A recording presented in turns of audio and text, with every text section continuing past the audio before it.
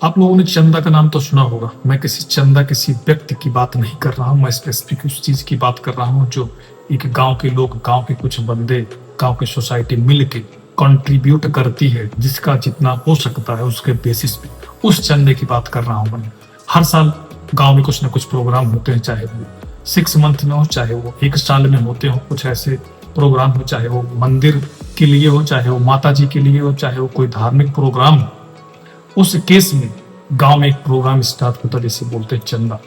चंदे के थ्रू एक जिसकी जितना भी शक्ति होती है उसके बेसिस पे वो कंट्रीब्यूट करता है, वो दान देता है, और उस दान के लिस्ट से जो धन इकट्ठा होता है उसका एक प्रोग्राम होता है, और सक्सेसफुल प्रोग्राम होता है भगवान की कृपा से।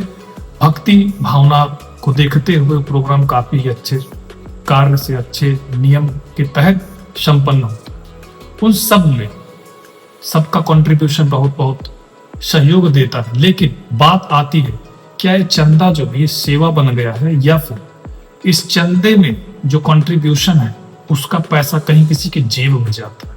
ये चीज आपको जानना बहुत जरूरी है, क्योंकि आजकल ट्रांसपेरेंसी नहीं है। अगर आप देखोगे चंदा इकट्ठा होता है, चंदे की लिस्ट, पर्ची कटती है, 2-4 लोग आते हैं, आपके नाम पे इतना चंदा हमने लिया है, आपके नाम पे इतनी पर्ची कटी, आपको इतना देना है। ठीक है, बहुत खुशी की बात है, हमारे सबके मिल के सहयोग से अपने ही गांव में, अपने ही एरिया में प्रोग्राम होता है, अपने मोहल्ले में। बहुत अच्छी चीज है, वो होना भी चाहिए, हर साल होना चाहिए, हर छठे मंथ पे होना चाहिए। लोगों को कंट्रीब्यूट करना चाहिए आगे बढ़कर खुले दिल से भगवान के नाम पे। लेकिन कहीं इस भगवान के नाम पे, भगवान की आड़ में वो बंदे जो आपके मेन कलेक्टर हैं, जो चंदा इकट्ठा कर रहे हैं, उनका वो पैसे कहीं उनकी जेब में तो नहीं जा रहे हैं। इस चीज को खास ध्यान देना चाहिए जब कभी भी हम कंट्रीब्यूट कर रहे हो। एटलीस्ट उनसे ये पता करो कि ये पैसा, इसका हिसाब क्या है, कहाँ जा रहा है ये पैसा।